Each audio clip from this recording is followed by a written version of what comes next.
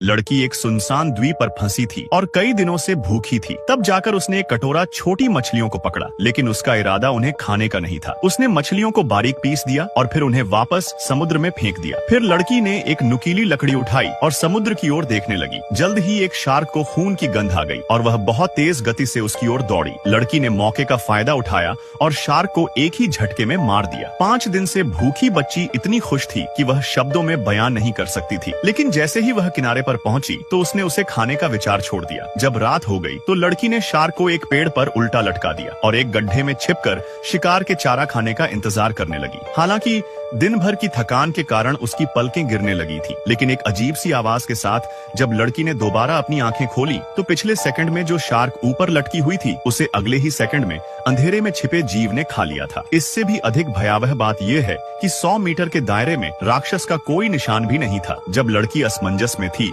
तभी उसने अचानक ऊपर से एक आवाज सुनी। वह उठने ही वाली थी, लेकिन अगले ही पल लड़की ने अपना मुंह कसकर ढक लिया और कोई आवाज निकालने की हिम्मत नहीं जुटा पाई। अपने सामने 2 पैरों पर खड़े उस डरावने प्राणी को देखकर शहर की वह लड़की बुरी तरह डर गई। सौभाग्यवश राक्षस ने उसे नोटिस नहीं किया। उसके जाने के बाद लड़की ने मन ही मन एक निर्णय लिया और पूरी रात सोई नहीं। अगले दिन उसने एक चीथड़े का टुकड़ा घसीटा, उसमें एक शाखा चुभोई, फिर भांग की रस्सी का एक टुकड़ा निकाला और उसे पेड़ के तने पर लगी बेल्ट के चारों ओर कसकर लपेट दिया। पेड़ पर लगे विशाल नारियलों को देखकर मासूम लड़की संतोष से मुस्कुराई। उसने सोचा, इस तरह ऊंचे झूले में लेटते समय राक्षस के लिए ऊपर चढ़ना असंभव है। यदि वह भूखी भी रहेगी तो उसके पास खाने के लिए नारियल हैं, जो तब तक जीवित रखने के लिए पर्याप्त हैं, जब तक उसको कोई बचाने नहीं आ जाए। रात में तूफान आने ही वाला था। इससे भी अधिक भयावह बात यह थी कि लड़की को जंगल में कहीं दूर राक्षस धीरे धीरे अपनी ओर आता हुआ दिखाई दिया। लड़की एक क्षण के लिए स्तब्ध रह गई। उसे डर था कि अगर वह हिली तो राक्षस उसे देख लेगा। अगले ही पल लड़की और राक्षस ने एक दूसरे को देखा और लड़की